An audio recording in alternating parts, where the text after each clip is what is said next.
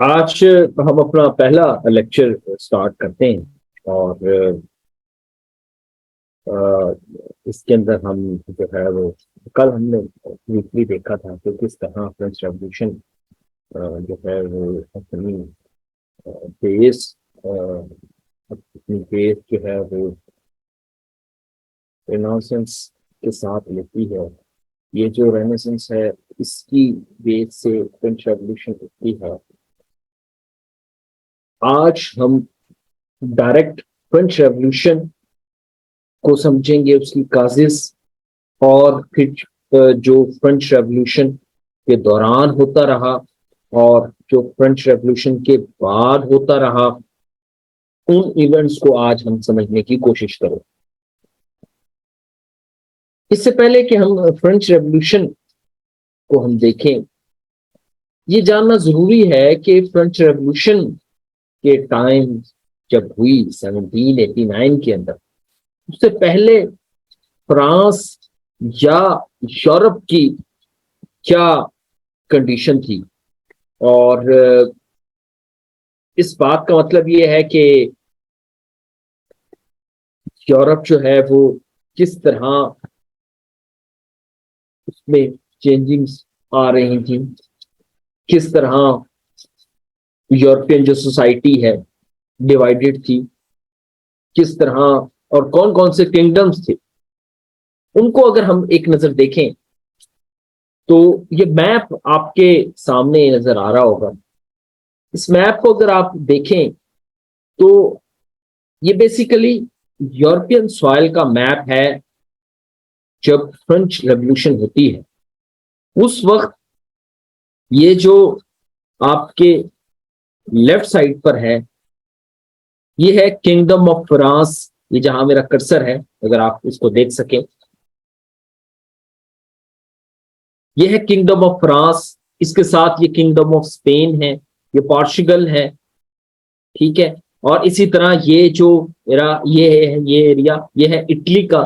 Italy जाहिर है कोई यूनाइटेड एरिया तो नहीं था, लेकिन ये ही एरिया फिर इटालियन जो आज इटली है वो ही बना है।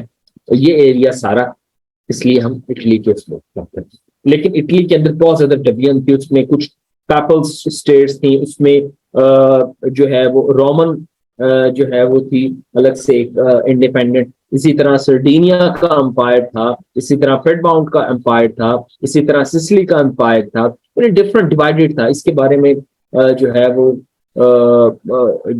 आई थिंक बिस्मार्क ने ये कहा था, सॉरी ऑस्ट्रिया ने ये कहा था, ऑस्ट्रियन के मैट्रोनिच ने, कि Italy is mere a geographical expression, there is no Italy. यानी इटली इतना ज्यादा डिवाइडेड है कि हम उसको एज अ कंट्री के नाम पर जानते ही नहीं। ये इटली है उस वक्त। यहां पर ऑस्ट्रिया हंगरी एम्पायर था। ये ऑस्ट्रिया हंगरी एम्पायर आप देखेंगे कि वर्ल्ड वॉर वन के अंदर जिस किंग की को मर्डर किया गया था, जिसकी वजह से जो इमीडिएट काज बनी है वर्ल्ड वॉर वन की, वो इसी एम्पायर का था, ऑस्ट्रिया हंगरी एम्पायर का। तो इसकी इंपॉर्टेंस बहुत ज्यादा है। और न सिर्फ इसकी इंपॉर्टेंस इस world war one immediate cause के अंदर है, ये जितना भी फ्रेंच रेवोल्यूशन के बाद जो टाइम पीरियड चलेगा उसके अंदर भी ऑस्ट्रिया हंगरी एम्पायर की बहुत ज्यादा इंपॉर्टेंस रहेगी। आजकल तो हमें ये इतना ज्यादा नजर नहीं आते। ऑस्ट्रिया एक छोटा सा कंट्री है, इसी तरह जो है वो हंगरी भी एक छोटा सा कंट्री है। लेकिन ये ऑस्ट्रिया हंगरी एम्पायर इसलिए भी इंपॉर्टेंट था कि जो हॉली रोमन एम्पायर था, जिसके बारे में वोल्टायर ये कहता है कि Holy Roman Empire is neither a holy nor a Roman nor an empire. ना ये हॉली है, ना ये रोमन है, ना ये एम्पायर है। उसको जो चेयर करता था ये ऑस्ट्रिया हंगरी एम्पायर का ही किंग हुआ करता था। इसी तरह यहां पर आपको पोलैंड नजर आ रहा होगा। ये जो है ना वो सी ग्रीन लाइट ग्रीन से इसमें आपके राइट साइड पर kingdom of Poland. Basically Poland as such कोई कंट्री नहीं था उस टाइम पर, डिवाइडेड बहुत ज्यादा था, क्योंकि उसके ऊपर जो है ना वो प्रोशिया, जिसको जर्मनी आज हम कहते हैं, ये प्रोशिया कहलाते थे पहले, ठीक है। प्रोशिया, रशिया और ऑस्ट्रिया हंगरी एम्पायर, इन्होंने पोलैंड को अपने अपने यानी कि डिवाइड किया हुआ था, थ्री पार्ट्स के अंदर उन्होंने डिवाइड किया हुआ था। और इस तरह पोलैंड को लेकर चल रहे थे, और उसका एरिया कोई स्पेसिफिकली इंडिपेंडेंट नहीं था। बाकी प्रोशिया का था, और प्रोशिया इटसेल्फ बहुत ज्यादा उसकी जो स्टेट्स थी, जर्मन स्पीकिंग स्टेट्स, वो भी बहुत ज्यादा डिवाइडेड थी, और वहां भी वही सिस्टम था जो बाकी यूरोप में था, यानी कि वही फ्यूडल सिस्टम, वही एशियन रिजीम, वही एब्सोल्यूटिज्म, वही मोनार्की, वही किंगडम सिस्टम, यानी वो ही सारा सिस्टम था। इसी तरह हमें बर्तानिया जो ब्रिटिश है, किंगडम ऑफ बर्तानिया, ये देखें यहाँ पर आपको ब्रिटेन, ग्रेट ब्रिटेन जो है नजर आएगा।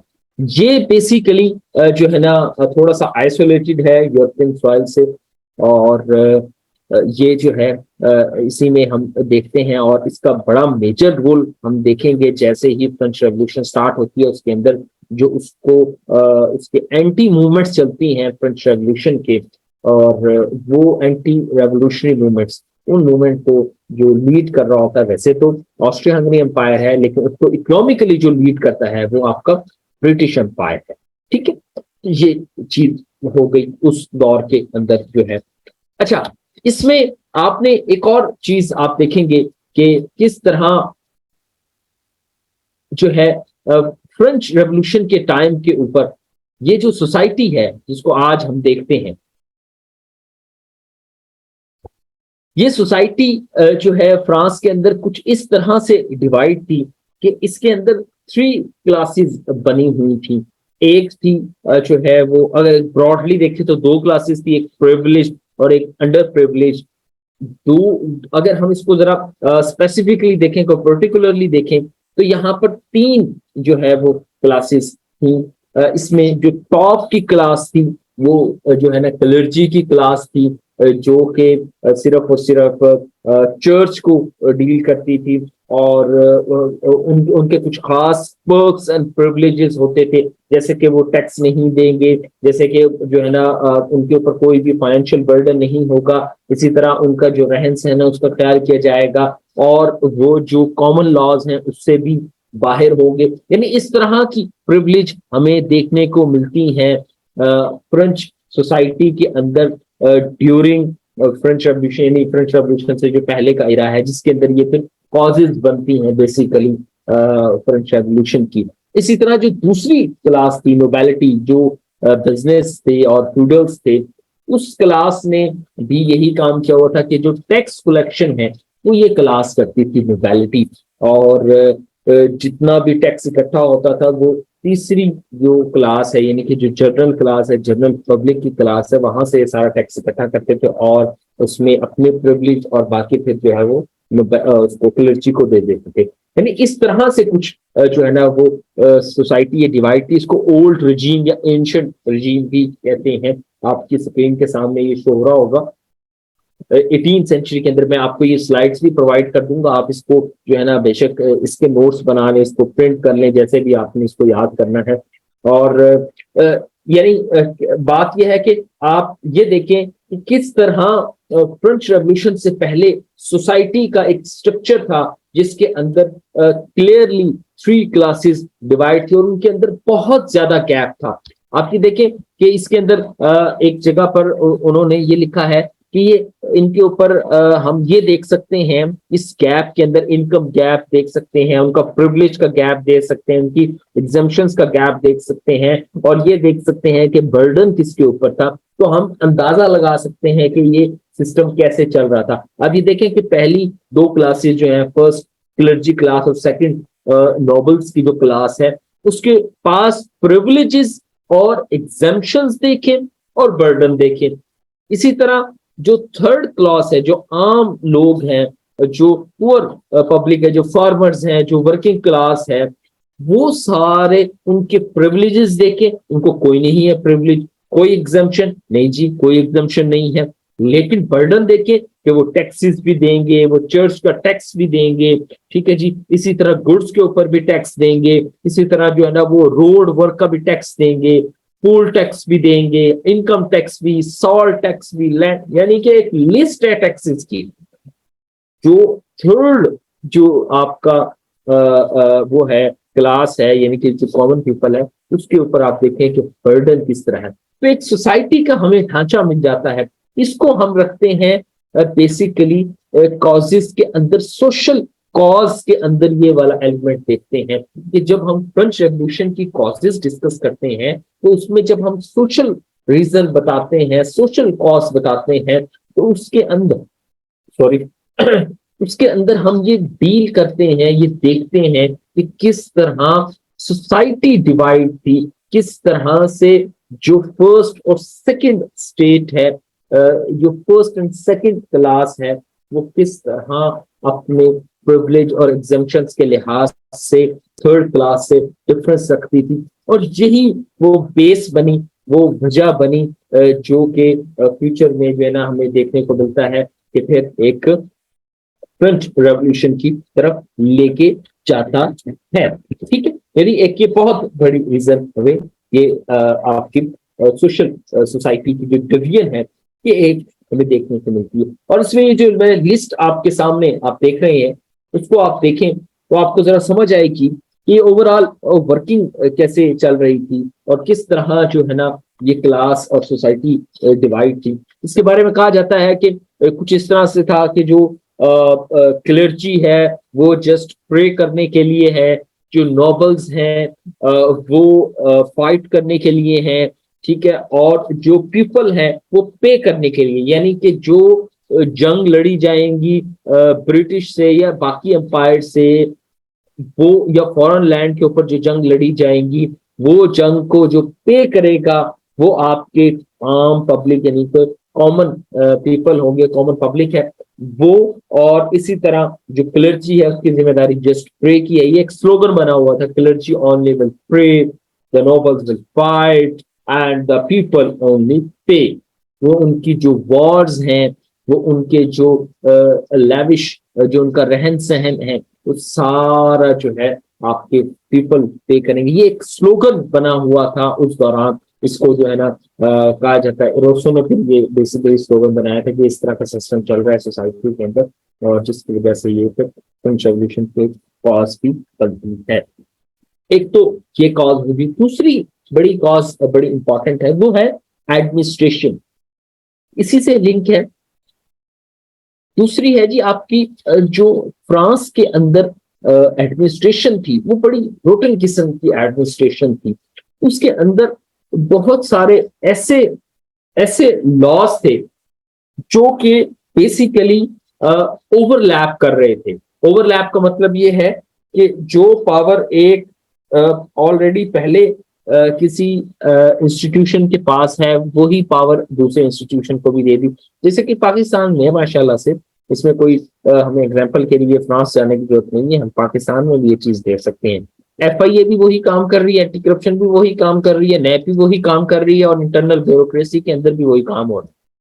क्या आपने करप्शन को रोकना है, यानी इसमें मोदी साहब का भी यही काम हो रहा है जी, और कोर्ट्स भी, जो हमारे कोर्ट्स हैं उसमें भी ये रोल प्ले करते हैं। यानी आप ये देखें कि कितने ज्यादा हमारे यहाँ जो है वो सिस्टम है जो कि ओवरलैप कर रहे हैं अपनी पावर्स के लिहाज से। यही कुछ सिस्टम जो है वो फ्रेंच रेवोल्यूशन के दौरान हमें देखने को मिलता है कि जो उनकी एडमिनिस्ट्रेशन है उसके अंदर जो लॉज हैं वो बहुत ज्यादा ओवरलैपिंग है। इंस्टीट्यूशन के जो कंटेंट्स हैं, इंस्टीट्यूशन के जो कोड्स हैं, वो इतने ज्यादा ओवरलैपिंग है, जो कि एक बहुत बड़ी रीजन बनती है आपकी रीजन बनती है फ्रेंच रेवोल्यूशन की। ठीक है, न सिर्फ ये लॉज, यानी कि ऐसा नहीं है कि ये सिर्फ कोई लॉज का इश्यू था या इंस्टीट्यूशन जो है ना वो ओवरलैप कर रहे थे। जो इटसेल्फ लॉज इटसेल्फ थे वो इतने ज्यादा थे। उसमें कहा जाता है कि रोमन लॉ अलग था, इसी तरह जर्मन लॉ था, इसी तरह और डिफरेंट लॉज थे, डोमेस्टिक लॉज थे, सिविल लॉज थे। यानी कि इतने ज्यादा लॉज बना दिए गए थे कि जब भी कोई कानून तोड़ता था तो उस बंदे को उस वक्त पता लगता था कि अच्छा ये उस लॉ के मुताबिक है। या उसको पता ही नहीं होता था कि कौन सा लॉ इंप्लीमेंट हो रहा है, कौन सा लॉ जो है वो उसको एग्जेम्प्ट करता है, कौन सा लॉ की क्या मतलब फंक्शनैलिटी है। तो हमें इस तरह का सिस्टम देखने को मिलता है। और न सिर्फ ये एडमिनिस्ट्रेशन के इसमें, बल्कि जो इनका कोर्स का सिस्टम था वो भी इस तरह होता था कि जो क्लर्जी है, जो नोबल्स हैं, वही अपॉइंट करते थे जजेस को। तो जाहिर है जजेस जो है वो फिर उनके खिलाफ तो फैसले नहीं देते थे, और उनकी जो फेवर में फिर जाहिर है इस तरह के कभी भी कोई केस आए तो उनकी फेवर में ही फैसला हुआ करता था। लेकिन इसके अंदर जो है ना वो बेसिक ह्यूमन राइट्स का कॉन्सेप्ट हमें देखने को नहीं मिलता उस टाइम पर। हमें ये भी देखने को मिलता है कि बहुत ज्यादा पैरेलल जुडिशियल सिस्टम्स क्रिएट किए गए, जिसमें रॉयल मिलिट्री कोर्ट्स अलग थी, चर्च की कोर्ट्स अलग थी, इसी तरह मिलिट्री कोर्ट्स अलग थी, इसी तरह कोर्ट ऑफ फाइनेंस अलग थी, और मतलब हर उस जो है ना नोबेलिटी ने भी अलग से कोर्ट लगाई होती थी। तो आप ये देख सकते हैं जो पैरेलल जुडिशियल सिस्टम है मॉडर्न वर्ल्ड के अंदर ये खत्म हो चुका है। यानी उन्होंने अब जो है ना वो जुडिशियल सिस्टम को अलग कर दिया एडमिनिस्ट्रेशन से। लेकिन पहले ये होता था कि ये चीज हमें देखने को मिलती है। आज पाकिस्तान के अंदर आप जानते हैं कि दोबारा से मिलिट्री कोर्ट्स की बात हो रही है, और मिलिट्री कोर्ट्स की एस्टेब्लिशमेंट की बात हो रही है कि किस तरह हम उसको करें और ये ट्राई करें मे 19 के राइट्स वालों को। और यानी ये एक basically it's step towards parallel judicial system. आपका जो एग्जिस्टिंग जुडिशियल सिस्टम है उसके साथ एक जुडिशियल सिस्टम लेके आना। उस दौर के अंदर फ्रेंच रेवोल्यूशन के टाइम के अंदर फ्रांस के अंदर ये वाला सिस्टम एग्जिस्ट था, जिसकी वजह से जो है ये एक डिसकंटेंट लोगों के अंदर रिसेंटमेंट पैदा होना स्टार्ट हुई लोगों के अंदर, जो कि एक आपकी फ्रेंच रेवोल्यूशन की तरफ लेकर जा रही है। यानी कि ये दूसरी बड़ी रीजन हमें देखने को मिलती है। ठीक है। अच्छा, और इसमें देखें कि ये कह रहे हैं कि डिवाइन जो राइट्स थे किंग्स के, वो आप देखें कि उन्होंने जो डिवाइन राइट के थ्रू उन्होंने क्रिएट किया हुआ था अपना सारा सिस्टम, कि ये जो हम रूल करते हैं ये रूल हम अपनी जात से इसको इम्प्लीमेंट नहीं कर रहे थे, बल्कि ये एक डिवाइन राइट के तौर पर हम रूल कर रहे हैं। यानी कि ये हम पे लाजिम है कि हमने रूल करना है यहाँ पर। ठीक है। ये जो नेसेसिटी क्रिएट की जाती थी फॉर देयर ओन रूल, ये बेसिकली पावर ली जाती थी फ्रॉम डिवाइन, ताकि उसके ऊपर कोई क्वेश्चन ना कर सके, ताकि क्योंकि वो आप जानते हैं कि एक बिलीफ सिस्टम होता है डिवाइन के कॉन्सेप्ट के लिहाज से। इस वजह से जब आप डिवाइन राइट के लिहाज से पावर में आते हैं या रूल करते हैं, इसका मतलब यह है कि आपकी पावर पे क्वेश्चन नहीं हो सकता। आपकी पावर पे क्वेश्चन का मतलब है आपको गॉड को क्वेश्चन कर रहे हैं। आज भी हम देखते हैं, और यही रीजन बनती है जो सेकुलरिज्म हम जिसको हम कहते हैं कि divorce between the politics and the religion, जो उसकी एसेंस है वो यही है कि जब आप रिलीजन को पॉलिटिक्स में लेकर आते हैं तो उसकी वजह से ये होता है कि वो रूल कॉमन पीपल का नहीं रहता, बल्कि वो एक डिवाइन एलिमेंट उसके अंदर आ जाता है जिसके ऊपर अकाउंटेबिलिटी नहीं है। ठीक है।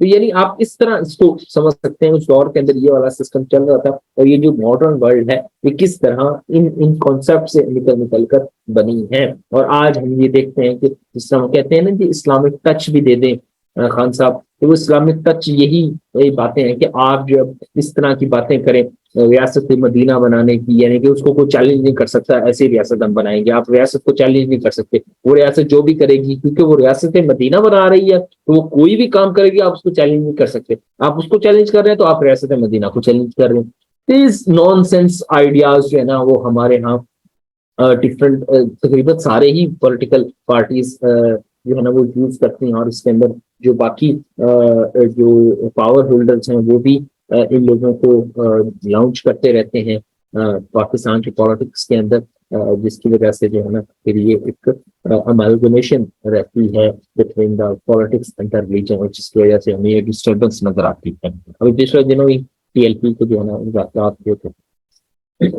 गवर्नमेंट से, खाम ऐसे ही बस इनको दिल करता है कोई भी बात मनवाने के लिए। यहाँ तक समझ आई है? मुझे बताएं, यहाँ तक आपको समझ आई है कुछ?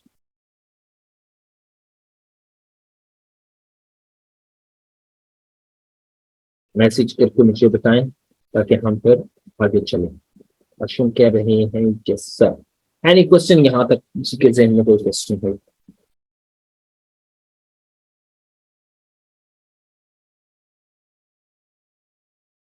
चले, गुड। अच्छा, नेक्स्ट मूव हम आगे कोई देखते हैं कि किस तरह मजीद क्या रीजंस हमें नजर आती हैं जब हम फ्रेंच रेवोल्यूशन को जरा देखते हैं, किस तरह से जो है ना मजीद कॉजेज हमें मिलती हैं। इसमें एक और बहुत बड़ी कॉज जो हमें नजर आती है वो है चेंजिंग ऑफ किंग। ये जो फ्रेंच रेवोल्यूशन से पहले किंग था, वो किंग था किंग लुई 14, यानी कि लुई द 14 किंग कहते थे, किंग द लुई 14, ठीक है। उस किंग के टाइम पर जो है ना वो कुछ वॉर्स हुई, और उन वॉर्स की वजह से जो लॉस हुआ फ्रांस का, खास तौर पर फाइनेंशियली, तो वो बहुत ज्यादा था। और फ्रांस जो है ना वो कॉन्टिन्यूसली डेट के अंदर और बर्डनाइज होता जा रहा था। तो लुई 14 के बाद जो नेक्स्ट उसका सक्सेसर आए हैं वो है लुई द 16, यानी कि लुई द 16 जिस दौरान ये फ्रेंच रेवोल्यूशन होती है। अच्छा, उसने अपने इस बेटे को हिदायत ये की थी, लुई 16 को कहा था लुई 14 ने कि भाई आप ना एक काम करना हुजूर, काम ये है कि मैंने तो बड़ी अयाशी से जिंदगी गुजारी है और मैंने तो बड़ी मौज मस्ती की है, और मैं तो जो है ना ये अयाशी करता रहा हूँ पैसों पे। तुम ये काम ना करना, तुम जो है ना फ्रांस को जरा देख के चलना, क्योंकि हालात बड़े खराब हैं और पैसे फूसे कोई नहीं है फ्रांस के पास। तो जंग शंग ना छेड़ देना जिस तरह मैंने छेड़ी थी, जो मैंने बेवकूफी की थी ऐसी कोई बेवकूफी ना करना। अब वो लुई द 16, वो उसकी कोई एज बहुत ज्यादा नहीं थी, तो उसको ये बात ही समझ गया, उसने कहा पागल हो गया बा, और खुद तो ऐशी करता रहा, अब मुझे कह रहा है कि ना भाई पैसे पूछने का खर्च करना। ये कोई मौका बार बार थोड़ी मिलता है, किंग कोई बंदा बार बार थोड़ी बनता है। खैर उसने कहा जी बिस्मिल्लाह करो जी, हम भी वही काम करते हैं जो हमारे आबा अजदाद करते रहे थे। और वो इकबाल का एक वो शेर भी है, निस्बत है तुम्हें अपने अपना आबाद से, निस्बत है रूहानी, इसी तरह का कोई शेर है। तो वो लुई 16 ने कहा जी हन्नी ने जो है ना वो हमारी निस्बत जो है वो डायरेक्ट है, हम वही काम करेंगे जो हमारे आबा अजदाद करते आए थे। और वही हमने काम किया, वही भाई ने काम किया लुई द 16 ने। उसने वही वॉर्स की, 7 ईयर ऑफ वॉर्स भी स्टार्ट की, उसने वही जो है ना अपनी लैविश सिस्टम को जारी रखा। और लुई द 16 की जहाँ मैरिज हुई थी वो थी ऑस्ट्रिया हंगरी एम्पायर की प्रिंसेस। और ये रीजन आप जानते हैं कि इस वजह से की जाती थी, ये जो मैरिजेस की जाती थी, to save the kingdom, to save the empire, to save the rule, to save the divine rights, to save the power. ये इसलिए जो है ना वो की जाती थी। आई थिंक उसका नाम जो है वो मैरिया एंटोनी थी, जो लुई द 16 की वाइफ थी, जो है वो princess of Austria Hungary empire.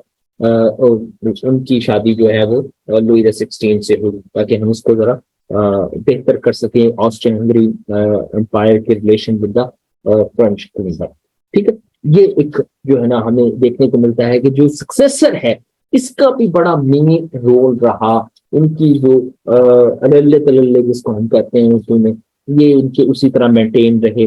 बल्कि इवन के ये कहता था लुई द 16, जब इसको समझ आई कि यार अब्बा सही कहता था यार, एशिया नहीं करनी, काम खराब हो रहा, क्योंकि इसी के दौरान फ्रेंच रेवोल्यूशन आई थी, तो बैठ के कहता था कि oh God, universe is falling on me and the gods they do not teach me anything। बता के गया था अब्बा, लेकिन अब ये अब्बे को गालियां दे रहा है कि यार बता के नहीं गया तो, उन्होंने मुझे कुछ समझाया नहीं। खैर चलो, ये एक बड़ी रीजन हमें देखने को मिलती है, यानी कि हमने जो है ना वो एडमिनिस्ट्रेशन की रीजन एक देखी कि किस तरह की एडमिनिस्ट्रेशन थी। इसी तरह हमने जो है ना जुडिशियल पैरेलल सिस्टम का एक कॉन्सेप्ट देखा, वो एक बहुत बड़ी रीजन थी। इस तरह लीगल सिस्टम जो है वो किस तरह जो है वो पैरेलल सिस्टम चल रहा था और ओवरलैपिंग ऑफ द लॉस थे, वो देखा हमने। इसी तरह सोशल या सोसाइटी की जो एक ऑर्डर था वो किस तरह जो है ना उसके अंदर क्लास थ्री क्लासेस के अंदर वो डिवीजन हुई थी, वो हमें देखने को मिलता है। अच्छा, इसके अलावा जो हमें मेन रीजन एक और मिलती है, दो मेन रीजन है। एक तो है फिलोसफर्स का रोल, कि फिलोसफर्स ने, जो हम कल बात कर रहे थे कि रेनेसेंस जो है वो बेसिकली क्या है, the age of reason, the enlightenment and this, ठीक है, वो रोल। और इकोनॉमी, जो मार्क्स बाबा कहा करता है कि एनीथिंग चेंज अनलेस के इकोनॉमी जो है ना वो अपना रोल प्ले करे। इकोनॉमी जो है ना वो मेन एंटिटी है किसी भी एक्शन के अंदर, किसी भी एक्ट के अंदर, किसी भी रेवोल्यूशन के अंदर, किसी भी रिबेलियन के अंदर, या कोई भी आपके किसी के साथ रिलेशनशिप के अंदर भी जो है ना वो इकोनॉमी मैटर करती है। मार्क्स बाबा कहा करते हैं। अच्छा, मार्क्स को मैं बता दूं, मार्क्स को आपने छोड़ना नहीं है, जितनी मर्जी गालियां देंगे कैपिटलिस्ट वाले, कमबख्त मार्क्स जो है ना वो पेपर में बहुत आता है, कहीं और आए ना आए। बाकी वो दुनिया में किसी को समझ आए ना आए, पेपर वाला को मुझे लगता है एग्जामिनर को बहुत समझ आ गई है। इसने इस दफा भी हिस्ट्री के अंदर दो क्वेश्चन मार्क्स के ऊपर किए गए, एग्जैक्टली टू क्वेश्चन जो है ना पीएमएस की हिस्ट्री के अंदर मार्क्स के ऊपर दिए गए। सो अगर किसी ने बल्कि मैं सजेस्ट ही करूंगा कि आप हिस्ट्री ही रख लें, क्योंकि आप ये जब सब्जेक्ट पढ़ेंगे तो आपकी 100 मार्क्स की पीएमएस की हिस्ट्री भी हो जाएगी, बस आपने 100 मार्क्स ही करनी है। और आप जानते हैं कि अल्हम्दुलिल्लाह जो है ना उसमें मार्क्स भी काफी अच्छे आते हैं हिस्ट्री के अंदर। मेरे भी बहुत अच्छे मार्क्स थे, 145 प्लस मार्क्स थे हिस्ट्री के अंदर, और वो इसी वजह से थे कि जो है ये जो कनेक्टेड थी मेरी यूरोपियन हिस्ट्री भी और जो है वो हिस्ट्री के पार्ट का।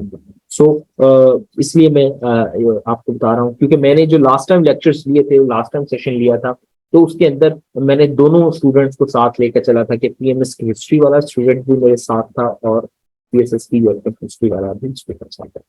Back to the topic. French जो फिलोसफर्स हैं, फ्रेंच फिलोसफर्स ना कहें, फिलोसफर्स कहें, फ्रेंच के सारे नहीं थे जो है ना, लेकिन फिलोसफर्स का बड़ा रोल है इसके अंदर। फिलोसफर्स का रोल जो हम कल देख रहे थे, जब डिवाइन राइट के कॉन्सेप्ट और डिवाइन के इटसेल्फ कॉन्सेप्ट को, यानी कि गॉड को चैलेंज किया गया, गॉड की एग्जिस्टेंस को चैलेंज किया गया, एज ऑफ रीजनिंग स्टार्ट हो गई, एनलाइटमेंट का पीरियड स्टार्ट हो गया। लोग जो है वो इस तरफ आना स्टार्ट हो गए कि वो क्वेश्चन करते थे कि यार जो चीज एग्जिस्ट करती है उसका होना जरूरी है, यानी हमें वो नजर भी तो आए, उसका होना बहुत ज्यादा जरूरी है। ये चीज जो है ना इसने चैलेंज कर दिया इन पॉलिटिकल डोमेन किंगडम के सिस्टम को, यानी कि अगर हम एज ऑफ रीजनिंग को पॉलिटिकल डोमेन के अंदर चैलेंज करता हुआ देखें, तो उन्होंने कहा कि भैया डिवाइन राइट भी किस तरह का राइट है, कौन सा गॉड इसको राइट देता है, हम तो नहीं मानते, हमने तो देखा ही नहीं है, और आप ये क्या कहानियां जोड़ रहे हो, कहां से आप गॉड ने कहा कि तुम रूल करोगे, कि तुम्हारी नस्लें रूल करेंगी, यानी वो सारी जो है ना वो फिर रीजंस बनती हैं। इसके अलावा जो अदर देन साइंटिफिक रीजंस बन रही थी, जो कल हम डिस्कस कर रहे थे, किस तरह कॉपरनिकस जो है उसने जो डिवाइन जो कॉन्सेप्ट था किंग के उसके अंदर, ये चर्च का जो कॉन्सेप्ट था, या पोप का जो कॉन्सेप्ट था about the universe, about the solar system of the world, वो क्या था कि जो सेंटर ऑफ यूनिवर्स है या सेंटर ऑफ हमारा सिस्टम है, वो कौन है, वो आपकी अर्थ है। लेकिन कॉपरनिकस ने कहा, ओ पागल, ये कोई बात नहीं है, ये तुम लोग जो है ना ऐसे बेवकूफियां कर रहे हो, तुम लोग पी पू के बैठे होते हो गालिब की तरह, और तुम्हें कुछ समझ होती नहीं, बस ऐसे ही बोलते रहते हो। और ये बात किसी को बाहर जाके ना कह देना, किसी सियाने बंदे को, कि जो है ना वो अर्थ जो है वो रोटेट नहीं करती, या अर्थ जो है आपकी वो सेंटर है, ये बात किसी को बाहर जाके नहीं कर देना। वैसे अल्हम्दुलिल्लाह हमारे अभी मैं पिछले दिनों ही देख रहा था, हमारे बहुत बड़े मौलाना साहब जो हैं वो काफी बड़े हैं, नाम तो मैं नहीं ले सकता लेकिन काफी बड़े हैं, उन्होंने रिसेंटली ये बहुत उन्होंने कहा कि 71 रीजंस दी हैं कि अर्थ जो है वो सेंटर में है, और अर्थ के इर्द गिर्द जो है वो सन रोटेट करता है। ये यानी अभी ये 21st सेंचुरी की दौर में। तो आप अपने आप को फ्रेंच रेवोल्यूशन के टाइम पीरियड से जो पीछे का टाइम पीरियड है उससे ज्यादा आगे मत समझिए अपने आप को, आप उससे पीछे ही हो सकते हैं। ठीक है, तो आपको लगे आपके 21वीं सेंचुरी में है, तो ऐसा नहीं है, आप जो है अभी भी उसी सेंचुरी में जी रहे हैं अगर आप इसको एनालाइज करो। और आप जो मेरी बातें सुन रहे हैं आप सोच तो रहे होंगे कि इस बात तो सच है, बात तो ऐसे ही है कि ये सारी चीजें पाकिस्तान में भी एग्जिस्ट करती हैं। ठीक है? अच्छा, फ्रेंच फिलोसफर्स का क्या रोल? फ्रेंच फिलोसफर्स भाई साहब, ये जो मोंटेस्क्यू जो है उसने जो है पॉलिटिकल सिस्टम को कहा कि भाई ये जो आपने पैरेलल जुडिशियल सिस्टम चलाया हुआ है, एग्जेक्टिव को भी जुडिशियल पावर दी हुई है और जुडिशरी जो है वो इंडिपेंडेंट नहीं है, उसको जो है वो एग्जेक्टिव या किंग जो है वो अपॉइंट कर रहा है, तो भाई ये कैसे चलेगा? किसी भी सिस्टम को चलाने के लिए आपने इन तीनों ब्रांचेस को डिवाइड करके पॉलिटिकल उसमें डिवाइड करके, जिसमें एक एग्जेक्टिव है, एक जुडिशरी है और तीसरी आपकी लेजिस्लेटिव है, इनके जो कानून साजी करती है, एक कानून बनाएगी, एक कानून को इम्प्लीमेंट करेगी और एक कानून को सेफगार्ड करेगी। ठीक है, यानी इस तरह से आपकी जो है ना वो सिस्टम चलेगा मोंटेस्क्यू। ये रीजन बनी कि जब लोगों ने ये देखा और सामने देखा कि सिस्टम क्या चल रहा है, तो इस तरह फिलोसफर्स का जो रोल हमें नजर आता है। इसी तरह जो रोसो है उसने बड़ा मेन रोल अदा किया। Rousseau, John Locke and Thomas Hobbes, इनका कॉन्सेप्ट जो है वो एक सिमिलर था, थोड़ा सा डिफरेंस था बस कि ये जो आज मॉडर्न वर्ल्ड के अंदर जो हम जो गवर्नमेंट बनाते हैं उसकी क्या रीजन है, तीनों ने अपनी अपनी रीजन दी। थॉमस हॉब्स के मुताबिक ये जो हम गवर्नमेंट बनाते हैं और हम पावर दे देते हैं किसी इलेक्टेड पर्सन को, किसी जो है ना वो अपने पार्लियामेंट को या असेंबली को या एग्जेक्टिव, हम जो उसको पावर देते हैं कि तुम भाई रूल करो, ये पावर हम आउट ऑफ फेयर देते हैं।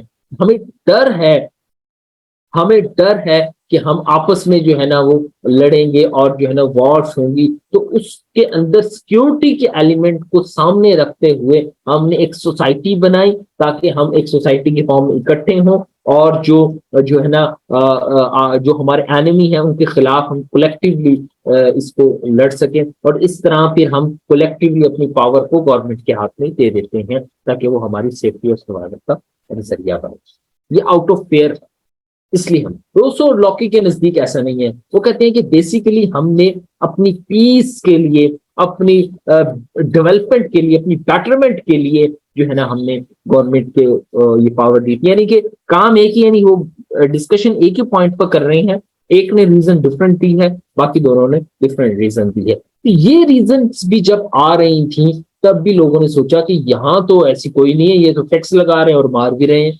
टैक्स ना दें तब भी मारते हैं, दे तब भी मारते हैं। आज भी देख ले माशाल्लाह से आपके बिजली के बिल के अंदर जो टैक्स दे रहा है, यानी कि बिजली का बिल दे रहा है, उसी ने ही ज्यादा पैसे देने हैं उनके जो बिल नहीं दे रहे।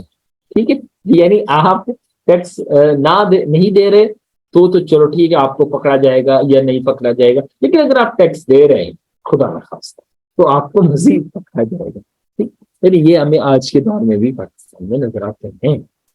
आप सोच रहे होंगे सर ये कोई रेवोल्यूशन लाने के चक्करों में पाकिस्तान, नहीं भाई, ऐसा कोई इरादा नहीं है मेरा। मैंने जो है ना वो कंडेम करता हूँ मैं 9 के वाकयात को और मेरा पीछे इससे कोई लेना देना नहीं है, दूर दूर। अच्छा, अगला जो है हम इसको नेक्स्ट जो रीजन में देखने को मिलती है फिलोसफर्स से आगे हम बात करते हैं, तो वो इकोनॉमिक रीजन है। और इकोनॉमिक रीजन सर जी बहुत मेजर रीजन हुआ करती है किसी भी रेवोल्यूशन और किसी भी सिस्टम के अंदर। उसको जो है ना जो फ्यूल है वो इकोनॉमी देती है। हो ये रहा था कि जैसे अभी हम लुई द 14 ने जो एडवाइस की थी लुई द 16 को कि भाई बाबा जरा ध्यान से चलना बेटा, बाबा ने जो ध्यान कहा था उसको, तो वो उसने जाहिर इग्नोर कर दी और उसने वही वॉर्स और वही मोनार्क सिस्टम, वही लैविश सिस्टम, वही जो है ना चलाता रहा था। तो वो हमें देखने को मिलता है कि उसकी वजह से इकोनॉमिक जो कंडीशंस हैं वो बुरी होती जा रही थी। और बैड कंडीशंस हो रही थी, उसके लिए ये बेसिकली ये जो इकोनॉमिक कंडीशन बैड हो रही है ना, ये रीजन बनेगी finally moving towards the French revolution, जिसको हम आज जो है ना वो देखेंगे कि किस तरह फिर ये फ्रांस की रेवोल्यूशन जो अल्टीमेट जो रीजन फिर ये बनी, आपकी इकोनॉमिक कंडीशन किस तरह वो कनेक्ट करती है। ठीक है, यहाँ तक किसी को कोई कंफ्यूजन हो, कोई क्वेश्चन हो, कोई चीज समझ ना आई हो, तो वो मुझसे पूछ ले। एनी क्वेश्चन यहाँ पे?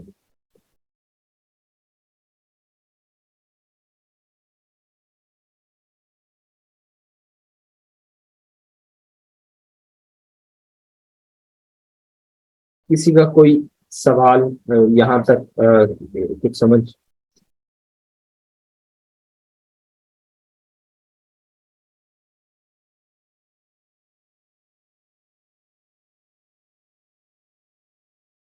नो, क्लियर, ओके, चलो। अच्छा, नेक्स्ट जो लास्ट इकोनॉमिक कॉज बनती है, लास्ट कॉज आपकी फ्रेंच रेवोल्यूशन की।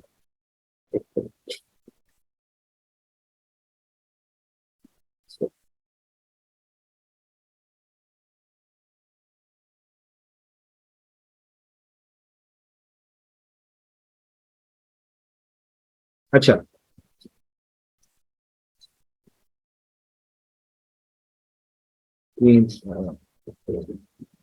अच्छा, तो लास्ट जो रीजन आपकी इकोनॉमिक रीजन बनती है, तो बेसिकली ये है कि फ्रांस की जैसे कि आप देख सकते हैं कि फ्रांस की जो बेसिक इकोनॉमिक जो स्ट्रक्चर था वो एग्रीकल्चर इन नेचर था, और उसमें जो फार्मर्स थे, पीजेंट्स थे, वो जो है ना तमाम टैक्सेशन उसी के ऊपर उन्हीं के ऊपर जो है ना वो लगाई जाती थी।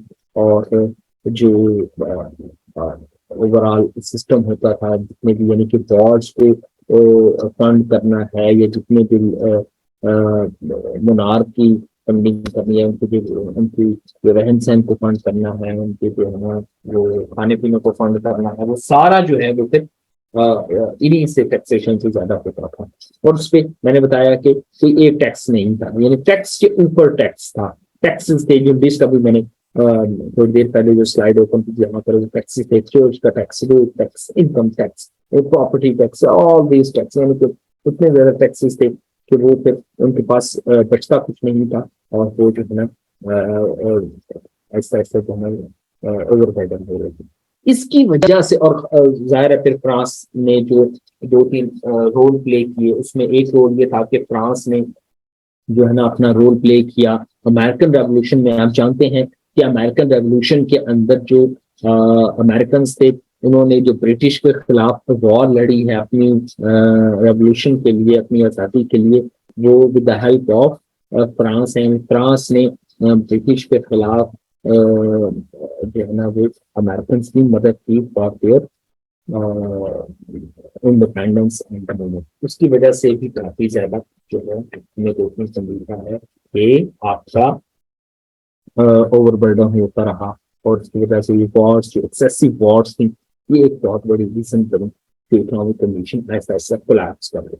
अब जैसे ही कोलैप्स कर रही थी इकोनॉमिक कंडीशन, तो इसको समझ आ रही थी लुई द 16 को कि यार काम जो है ना वो खराब होता जा रहा है और कुछ करना पड़ेगा। इसने कहा जी, लोगों ने कहा जो थे कुछ करो भाई, कहाँ हो, अपनी अय्याशियों में घूम रहे हो, तो कुछ करो यार, काम बड़ा खराब हो गया। उसने कहा हाँ यार कुछ करते हैं, ये बिल्कुल आपने सही कहा, कुछ करते हैं। उसने जो है ना डिफरेंट फाइनेंस मिनिस्टर्स को भी लगाया, और उसमें मशहूर है टर्गट था, नेकर था। उन्होंने आके थोड़ी सी चेंजेस भी की। ऐसा नहीं है कि उन्होंने आके फाइनेंस मिनिस्टर्स जो काइंड ऑफ जो आज के दौर में फाइनेंस मिनिस्टर जिसको हम कहते हैं, इस तरह उन लोगों ने अपॉइंट किया कि किंग ने कहा कि यार कोई सोल्यूशन दो ये करंट हमारी जो इकोनॉमिक कंडीशन है उसका, और हम अपने किंगडम को भी सेव करें, हमारे ऊपर भी टैक्स ना लगे, और जो है ना सिस्टम है।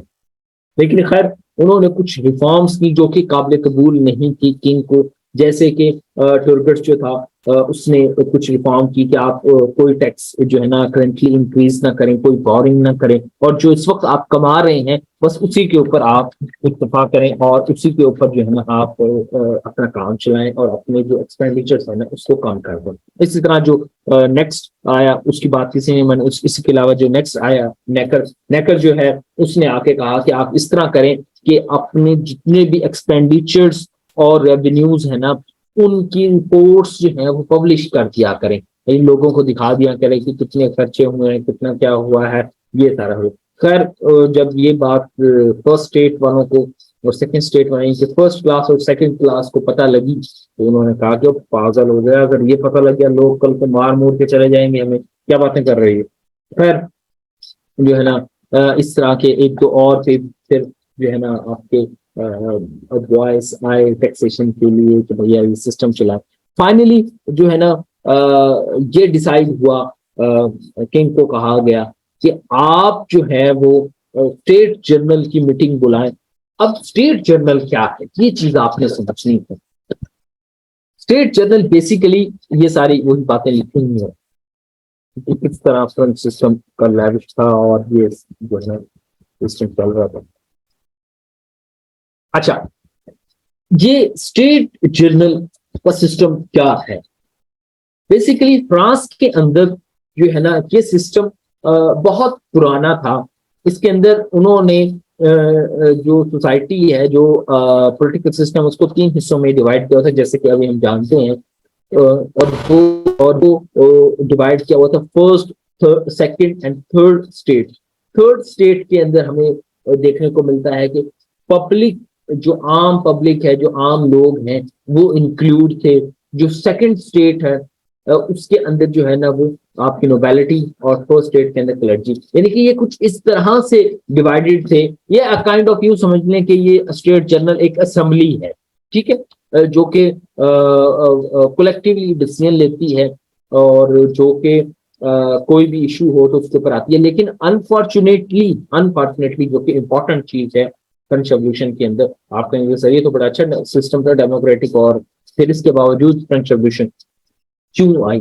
अनफॉर्चुनेटली हुआ ये कि ये सिंस 1614 यानी 1614 से आज तक यानी कि 1789 तक जब ये बुलाई गई उस वक्त तक ये दरमियान में एक दफा भी नहीं बैठी। यानी इसको तकरीबन जो है वो नियरली 200 ईयर्स हो गए थे कमोबेश जो है वो, और तकरीबन 180 ईयर्स से करीब 170 180 ईयर्स कि ये जो है वो आपकी बैठी ही नहीं थी। जो कि इस तरह के क्वेश्चन जो इकोनॉमिक खास तौर पर हैं, इकोनॉमिक बैंकरप्सी है और उसके ऊपर क्वेश्चन कर सके या उसको जो है ना वो डील कर सके। तो जब इसको बुलाया गया 200 साल बाद, और इसके अंदर जो कुछ डिवीजन थी वो इटसेल्फ बड़ी इंटरेस्टिंग है, और यहाँ से बेसिकली आपकी स्टोरी स्टार्ट होती है फाइनली फ्रेंच रेवोल्यूशन की, जो कि हमें इमीडिएट कॉजेज भी नजर आती हैं। इकोनॉमिक रीजन की वजह से जब किंग ने स्टेट जनरल को बुलाया आफ्टर 200 ईयर्स और उनको कहा कि यार ये जो इकोनॉमिक कंडीशन है उसके ऊपर देखो क्या सिस्टम चलाना है, क्या करना है, जरा हमें बताएं क्या है। तो जो वोटिंग क्राइटेरिया है वो बेसिकली बोन ऑफ कंटेंशन बन गया, और वो basically voting criteria itself an apple of discord था, एक इशू था। क्लर्जी और नोबेलिटी जो है वो ये कह रहे थे कि कोई भी हमने डिसीजन लेना है उसके ऊपर जो वोटिंग होगी वो वोटिंग हम कुछ इस तरह से करेंगे कि हमारे जो वोट है वो ज्यादा हो जो थर्ड स्टेट है उससे। अब वोटिंग क्राइटेरिया को जरा इसमें समझ लेते हैं।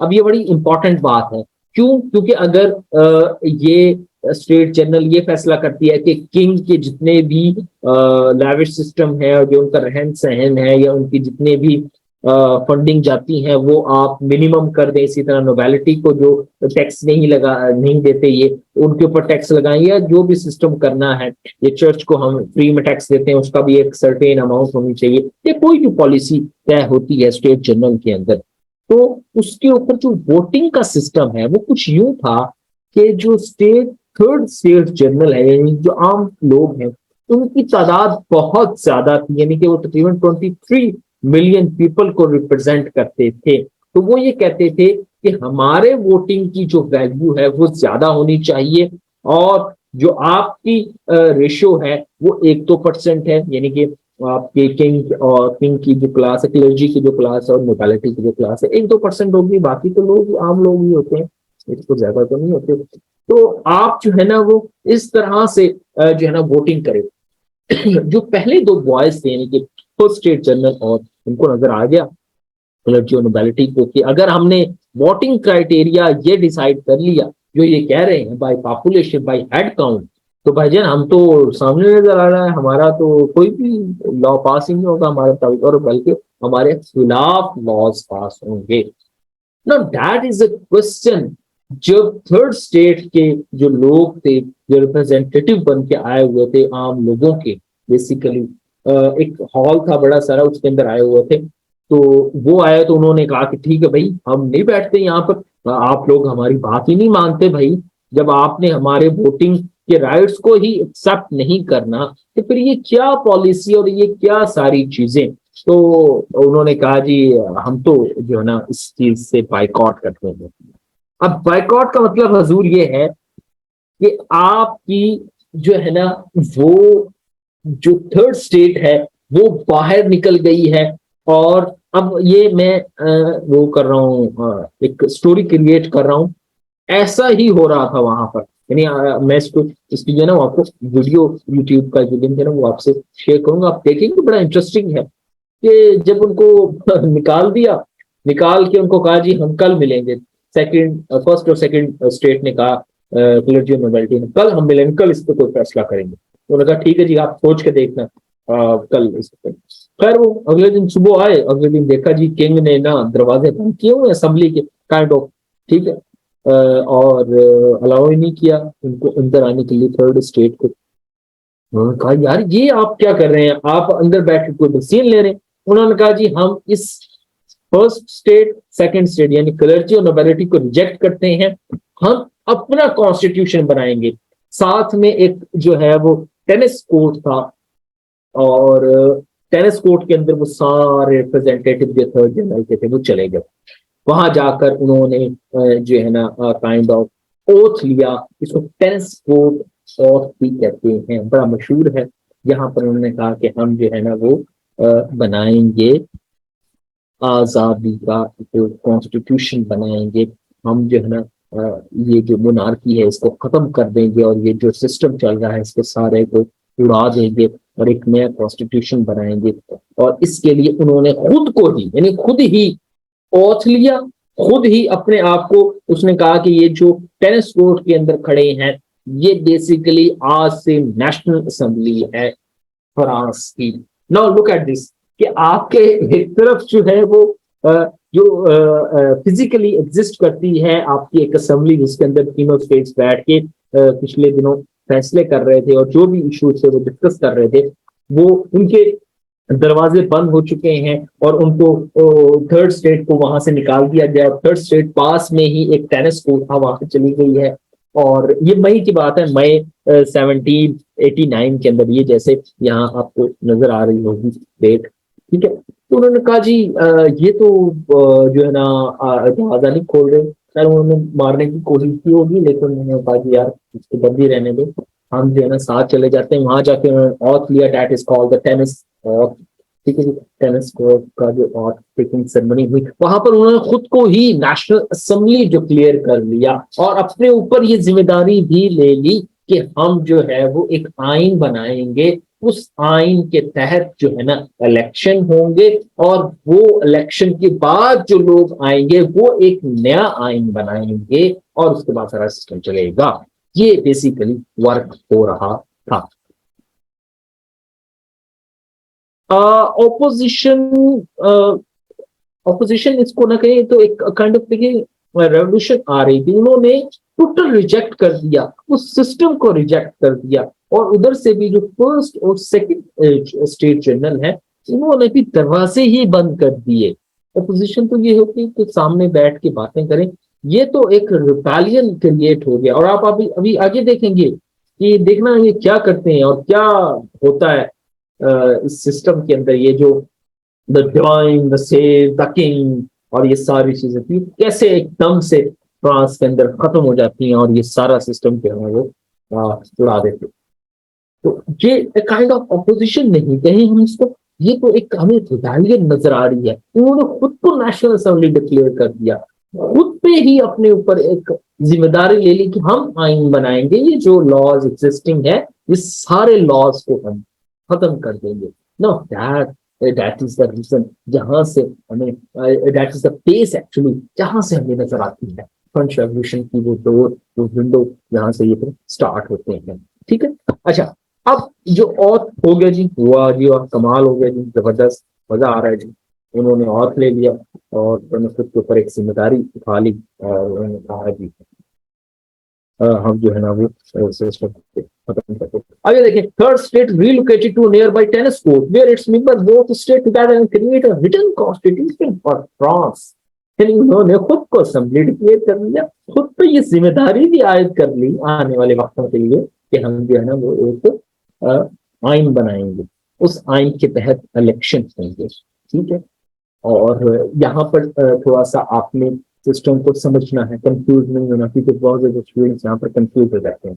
ये जो नेशनल असेंबली बनती है इसमें एक आइन देना है, ठीक, एक आइन जो इलेक्शन करवा सके बस, ठीक, और कुछ लॉज को चेंज कर, उस आइन के तहत जो इलेक्शन होंगे उसके तहत जो असेंबली बनेगी, यानी इलेक्शन के बाद असेंबली बनती है ना, वो असेंबली बेसिकली जरा आगे चलेगी, फिर उसको नेपोलियन आके खत्म करता है।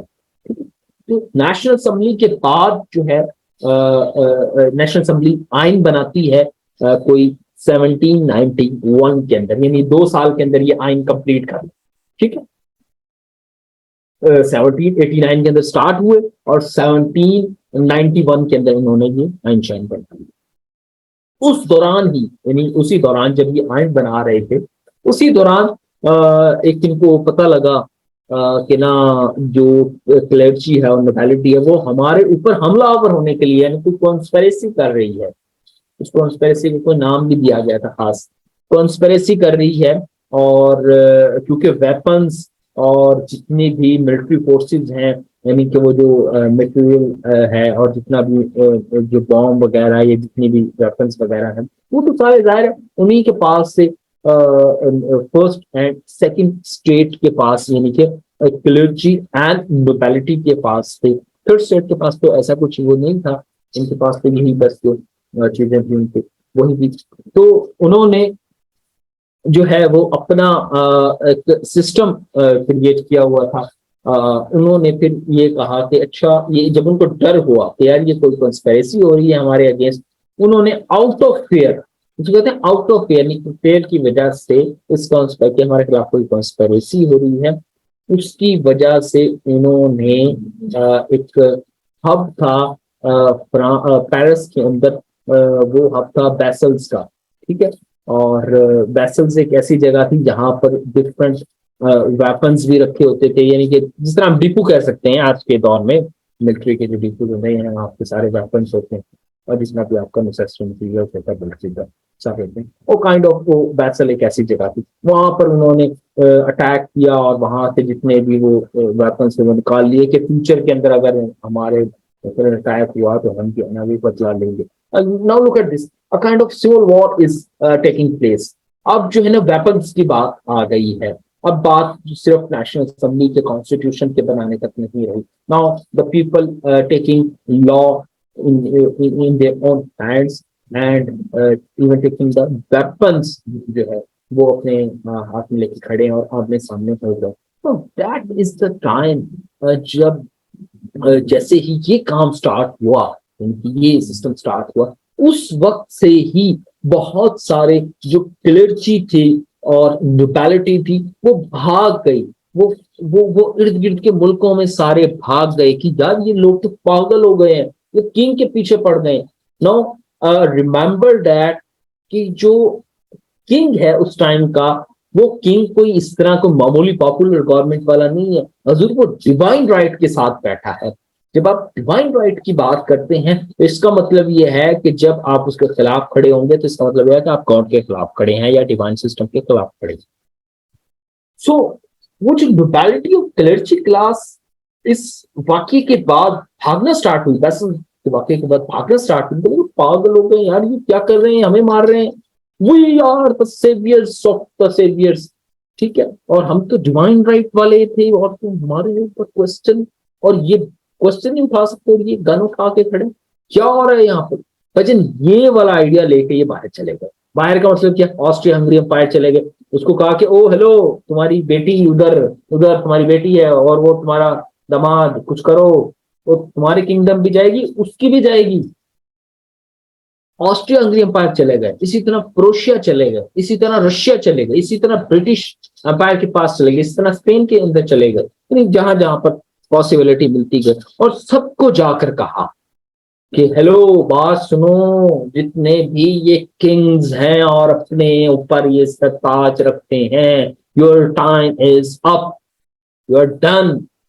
भाई हमारे घर में लग गई है आग, और उस आग का आइडिया ये है कि there is no divine right, तो जस्ट वेट एंड वॉच, और अपना किंगडम खत्म होते हुए देखो या वॉर स्टार्ट करो। No, that is the time जब एकदम से जो है ना फ्रांस के ऊपर अटैक स्टार्ट होते हैं। ये खैर हम डिटेल से देखेंगे फ्रांस के ऊपर अटैक वाला, और जो है ना वो नेपोलियन फिर निकलता है, और अकेला एक नेपोलियन जो है सबको जो है ना वो 15 साल तक लड़ता रहता है इनके साथ, और फाइनली फिर जो है ना नेपोलियन का एंड हो जाता है, और दोबारा से हम देखते हैं कि एक सर्टेन पीरियड के लिए वही जो है ना क्लॉक को बैक कर दिया जाता है, बैक टू द 1789। अच्छा खैर, हम बहुत ज्यादा फास्ट ले गए, आगे वापसी आते हैं। नेशनल असेंबली बन रही है और वेसल्स का वाकया हो गया है, वेपन्स आ रहे हैं, लोग भाग रहे हैं, नोबैलिटी और क्लर्जी क्लास और लोगों को समझा रहे हैं बाहर जाके किंग्स को कि भाई आग लग गई है घर में, कम बख्तो उठो और जो है ना कुछ करो। ठीक है, खैर ये जब सिस्टम ये वाला सिनेरियो बिल्डअप हुआ, और ये सारे वही चीजें आपके सामने है। अच्छा, ये जब सिस्टम बिल्डअप हुआ तो नेशनल असेंबली ने कॉन्स्टिट्यूशन बनाया और अपने आप को डिसॉल्व कर दिया, 1791 के अंदर कॉन्स्टिट्यूशन बनाया और खुद को डिसॉल्व कर दिया।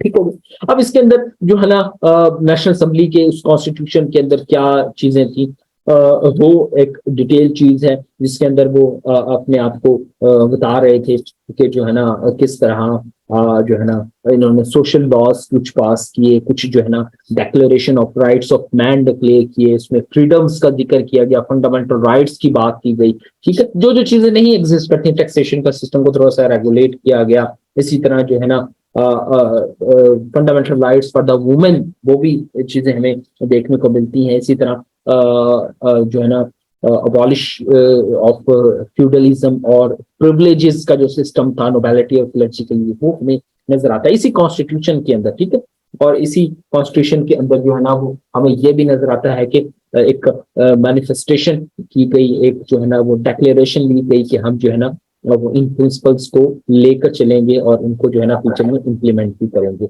जैसे ही ये मतलब सारा वर्क होता है और एक इसके अंदर एक एडमिनिस्ट्रेशन बनती है, यानी सारे वो सिविल कॉन्स्टिट्यूशन, ये सारी वो चीजें बनती हैं, इन्होंने खुद को डिसॉल्व कर लिया असेंबली ने, और अलाउ किया कि अब जो है ना वो इलेक्शन होंगे। वो इलेक्शन जब होंगे तो फिर आपका जो है ना नया वो सिस्टम बनेगा। अच्छा, अब ये जरा ये जो आपको नजर आया नेशनल असेंबली से लेजिस्लेटिव असेंबली ऑफ कन्वेंशन, इसको मैं पाकिस्तान की हिस्ट्री से जरा आपको समझाने की कोशिश करता हूँ। आई होप कि आपको पाकिस्तान की हिस्ट्री जो है थोड़ी बहुत पता होगी, जो अर्ली हिस्ट्री है राइट आफ्टर द इंडिपेंडेंस। यहाँ तक किसी को कोई कंफ्यूजन, कुछ चीज समझ ना आई हो कि कुछ चीज लग रही हो कि सर ये कंफ्यूजन था, ये क्या हो रहा है, वो तो ऐसा ही रहा था, लेकिन ये क्या हो रहा है, एनीथिंग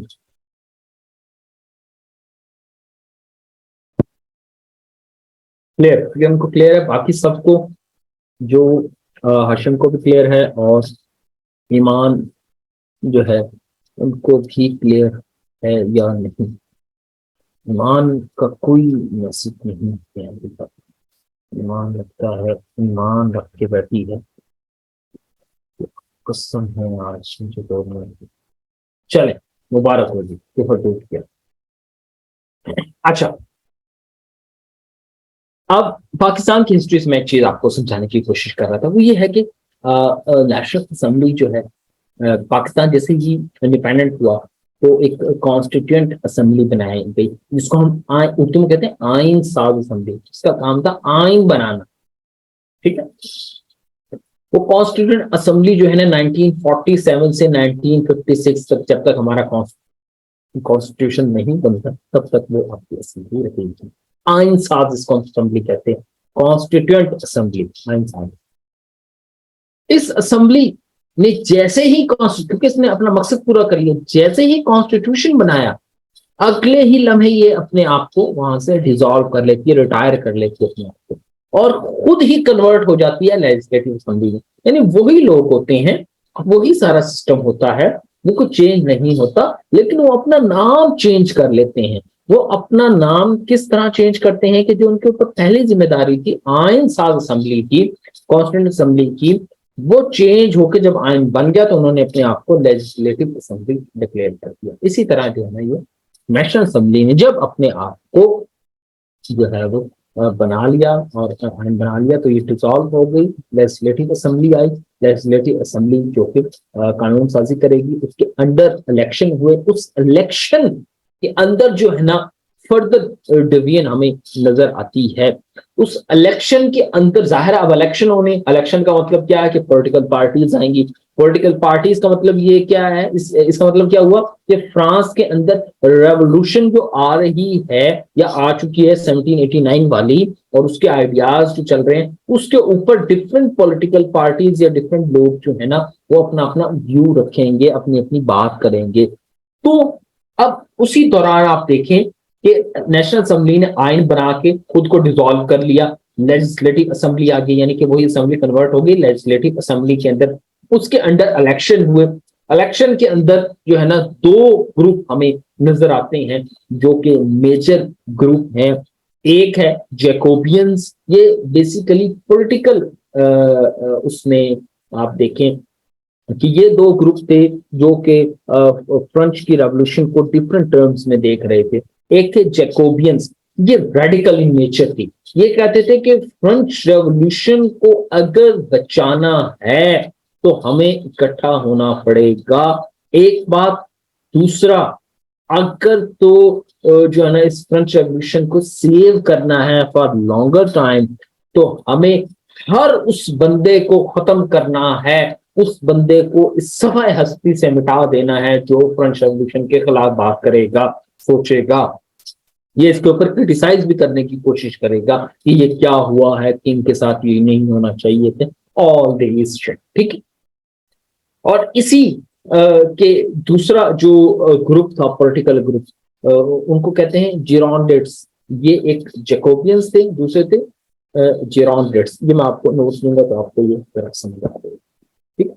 अच्छा, जो जिरोंडेट्स हैं वो थोड़े से मॉडरेट थे। वो कहते थे कि ठीक है, आप जरा थोड़ा सा हार्मनी वाला काम रखें। ये जो आप ये कह रहे हैं कि रेवोल्यूशन जो है ना वो स्टीम लेवल पर है, सुप्रीमो है, उसको सेव करने के लिए आप किसी को भी मार देंगे, ये आइडिया सही नहीं है, ये रेडिकल इन नेचर, आप मॉडरेट रहें, आप जो है ना सिस्टम को साथ लेकर चले। खैर, अनफॉर्चुनेटली जैकोबियंस का जो है ना वो सिलेक्शन हो गई इलेक्शन के अंदर, और जैकोबियंस आ गए, तो फिर आप समझ लें कि ऑटोमेटिकली रेन ऑफ टेरर आ गया जो है। ये एक खास टर्म यूज की जाती है जैसे ही जैकोबियंस जीतते हैं, तो वो जो पीरियड है, ये जो कन्वेंशन का पीरियड है 1792, ये बेसिकली जैकोबियंस का पीरियड था। इसके अंदर डिफरेंट लोग थे, डैंटन थे और रॉक्सबरी था, ठीक है, और इसी तरह मेराट था। ये ऐसे लोग थे जो कि रेडिकल थे, और फ्रेंच रेवोल्यूशन को जो है ना बचाने के लिए हर बंदे को उसका जो है ना वो ग्लूटे कर रहे थे, यानी कि ग्लूटाइन का मतलब क्या है कि उसको गर्दन काट रहे थे, और वो उन्होंने एक सिस्टम बनाया हुआ था प्रॉपरली, जिसके अंदर वो कोई भी क्वेश्चन करता था फ्रेंच रेवोल्यूशन के बारे में कि यार ये रेवोल्यूशन इस तरह से नहीं, उसको पकड़ के ले आते थे गला काट के, इसको साइड पे करो। यानी इतनी ज्यादा रेन ऑफ टेरर का टाइम पीरियड इसको कहा जाता है 1792 से 1794 तक। इसके अंदर जो है ना फिर अनफॉर्चुनेटली हुआ ये कि जिन्होंने स्टार्ट किया था यानी कि डैंटन और रॉक्सबरी इटसेल्फ भी इसी का शिकार हो गए कि वो भी फ्रेंच रेवोल्यूशन को तो इस आइडिया को लेके आए थे कि फ्रेंच रेवोल्यूशन को हमें बचाना है और उसके लिए किसी को भी आप सबको मार देंगे। तो जो है ना 1793 फोर के अंदर उनको भी इसी आइडिया के अंदर खत्म कर दिया गया था, उनको कत्ल कर दिया गया था। लेकिन बात ये नहीं है, मसला ये नहीं है हजूर, मसला एक और बहुत बड़ा हो गया। हजूर मसला ये हुआ था कि इन्होंने पहले तो किंग को पकड़ के जो है ना उसको ह्यूमिलेट किया, उसकी इंसल्ट की और उनको जो है ना वो पेरिस ले आए, वर्सेल से उठाकर पेरिस ले आए, क्योंकि ये वर्सेल्स में होते थे पहले, फिर पेरिस उठाकर ले आए और जो है ना वहां पर भी काफी टाइम जो है ना उनको ह्यूमिलेट किया और इसी तरह उनको एक प्रिजन की फॉर्म में उनको रखा। और वो जो है ना कोई बहुत ज्यादा उनको प्रिविलेज तो थी ही नहीं, मतलब वो ह्यूमन कंडीशन भी नहीं थी उनके लिए। और वो एक टाइम पर किंग थे कुछ दिन पहले ही, और अब जो है ना वो प्रिजन के अंदर था। अच्छा खैर एक दफा ये हुआ कि किंग और क्वीन जो है ना वो दोनों एक ही लिबास में, यानी कि किंग साहब जो है ना वो फीमेल के ही ड्रेसिंग में यहाँ से भाग रहे थे और वो भाग रहे थे ऑस्ट्रिया हंगरी की तरफ, ताकि क्योंकि वो जाहिर है उसका ससुराल था काइंड ऑफ, ठीक है, तो वहां जाके ताकि पनाह लें और सेफ हों। लेकिन अनफॉर्चुनेटली रास्ते में वो पकड़े गए, पकड़ के वो वापसी ले आए उनको। जो वापसी ले आए तो वो फिर जाहिर उस टाइम पीरियड चल रहा था रेन ऑफ टेरर, उन्होंने उसका गर्दन काट दिया। No, that is the main contention in the European political history कि किंग की गर्दन काट दी हजूर। और गर्दन काटने वाला दूसरा किंग नहीं है, आम पब्लिक है। गर्दनें तो कटती रहती हैं किंग्स की, वॉर्स के अंदर लड़ाई होती है, लेकिन कोई बादशाह काटे, कोई बड़ा सामने वाला टक्कर वाला काटे, मतलब आम लोगों ने किंग को मार दिया। This question, this point rippled, यानी कि इसको ये कहें कि इतनी ज्यादा जो है ना वो वेव्स गई in Austria Hungary empire, in Spain and Italian different empires जो है, पोर्चुगल, ब्रिटिश, रशिया, क्योंकि जाहिर है सारी जगह किंग्स बैठे थे कि वो भाई किंग को ही मार दिया तुम लोग, ओ कम वक्त, किंग को तो छोड़ दो, और इसी के अंडर मारा रेन ऑफ टेरर के। तो जब ये इशू हमें देखने को मिल रहा है कि किंग को मार दिया, और अभी मैंने आपको बताया था कि किस तरह लोग यहाँ से जो नोबेलिटी भी जा जाके बता रहे थे कि ये काम बहुत खराब होने वाला है फ्रांस के अंदर। तो जब किंग को मारा गया तो उन्होंने कहा लो, ले भाई किंग को मार दिया, अब तैयारी पकड़ो, अब ये सिर्फ आपको उससे नहीं हटाएंगे पावर से, आपका गला भी काटेंगे। नो, क्या आपके पास ऑप्शन है, either you sit wait and watch here और अपनी बारी का इंतजार करें, या फ्रांस के खिलाफ वॉर स्टार्ट करें और इन तमाम लोगों को जो है ना वो खत्म कर दें, उस फ्रेंच रेवोल्यूशन के तमाम आइडियाज को खत्म कर दें। Now the anti-revolutionary forces gathered under the supervision of Troy, the British, ठीक है, उसने फाइनेंशियली इनको सपोर्ट किया।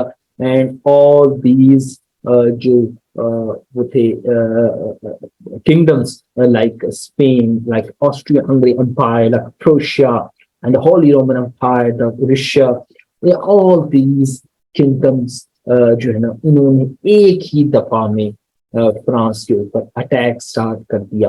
Now that is the period जहां पर हमें फ्रेंच पॉलिटिक्स के अंदर नेपोलियन बोनापार्ट नजर आता है, और नेपोलियन बोनापार्ट में पॉलिटिक्स नजर आती है, उसका राइज हुआ। ब्लेसिंग इन डिस्गाइज था कि जैसे ही ये अटैक हुआ, इसको कहते हैं कोalition का अटैक, यानी कोalition फोर्सेस बन रही थी, ये तमाम किंगडम्स कोalition बनाते थे और अटैक करते थे अगेंस्ट द फ्रांस। तो कोalition वर्सेस फ्रांस हुआ करता था, और इस कोalition की इस हमले के अंदर जो ब्लेसिंग इन डिस्गाइज हुए नेपोलियन जो है वो पैदा हुआ और नेपोलियन ने जो है वो उसको फिर सेव किया आफ्टर 10 years रेवोल्यूशन को सेव किया उसके बाद फिर रेस्ट ऑफ द हिस्ट्री इसको हम फिर देखेंगे। तो कल हम नेपोलियन बॉय को इस टाइम पीरियड जो अटैक हुआ है उसके दौरान हम देखेंगे किस तरह नेपोलियन उठ के आता है और किस तरह से वो फिर आपका अटैक्स हो रहे होते हैं। डैट इरा इसको दो तीन तरीके से देखा जा सकता है कि वो नेपोलियनिक इरा था, नेपोलियनिक वॉर्स भी उसमें हम डिस्कस करेंगे और उसकी जो डोमेस्टिक पॉलिटिक्स है नेपोलियन की वो भी डिस्कस करेंगे इंशाल्लाह। So that is we should call it a day और आज का हम खत्म करते हैं। किसी का कोई क्वेश्चन है तो वो इस टॉपिक के बारे में कर सकता है।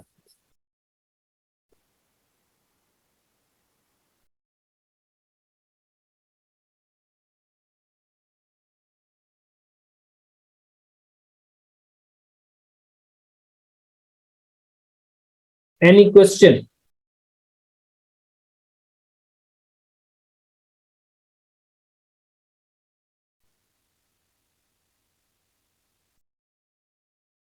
क्वेश्चन है तो आप जो है वो नो नो क्वेश्चन करना पड़ेगा।